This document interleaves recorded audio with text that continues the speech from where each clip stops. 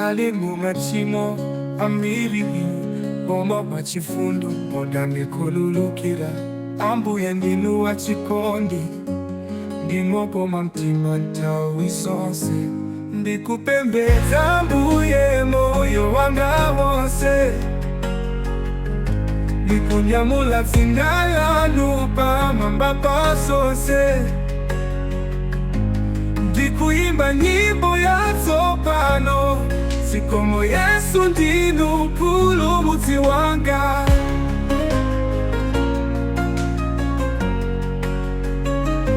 Simundisiya, simundinyalanyaza pa nthawi ya mavuto muli nane.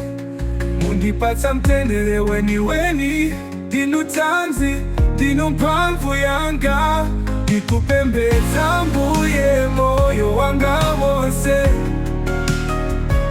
ndikunyamula dzina lanu pamwamba pa zonse. Ndikuyimba nyimbo yatsopano, zikomo Yesu ndinu mpulumutsi wanga.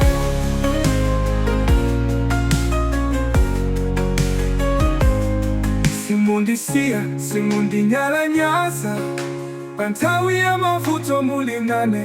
Mundipatsa mtendere weniweni, ndinu thanzi, ndinu mphamvu yanga. Ndikupembedza Ambuye moyo wanga wonse,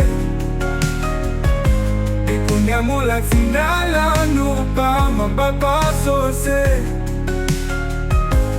Ndikuyimba nyimbo yatsopano, zikomo Yesu ndinu mpulumutsi wanga. Ndizayimba mpaka kale kale, dzina lanu lichulukire. Pa mpando wa chifumu ndidzakutamanda. Ambuye inu nokha ndinu oyenera. Ndikupembedza Ambuye moyo wanga wonse, ndikunyamula dzina lanu pamwamba pa zonse. Ndikuyimba nyimbo yatsopano, zikomo Yesu ndinu mpulumutsi wanga.